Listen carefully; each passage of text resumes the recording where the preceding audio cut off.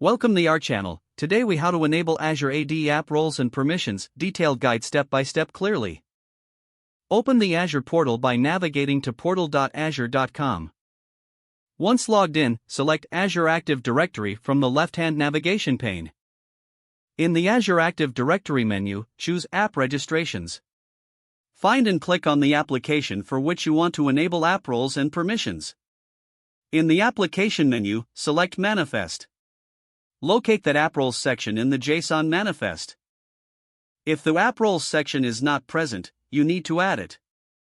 Create a new object within that app roles array.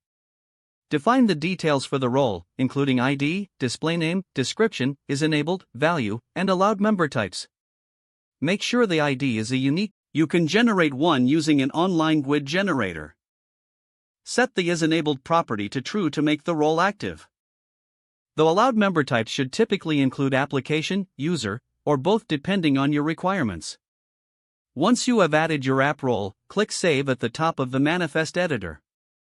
Next, navigate back to the Application menu and select API Permissions. Here, you can grant the necessary permissions that your application needs. Click on Add a Permission to choose from Microsoft APIs or your own APIs. Select the appropriate permissions and click Add Permissions. If you require admin consent, make sure to have an admin approve the permissions.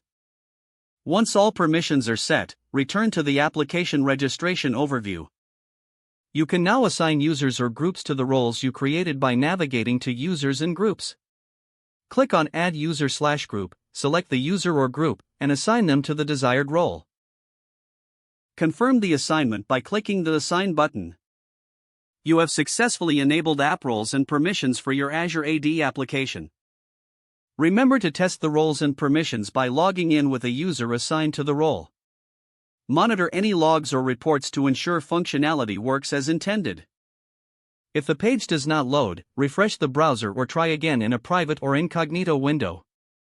Make sure you are using the correct email address, then retype it carefully to avoid small typos. If your password is not accepted, use the reset option and create a new strong password you can remember. Check your spam folder for verification or security emails, then complete any requested. Enable two-factor authentication if available to improve account security and reduce unauthorized access risk. After signing in, review your profile details so your contact information and settings are accurate and current. If you see an error message, note it down and try again after restarting your device and internet connection. Log out when you finish, especially on shared devices, to keep your account and payment information secure.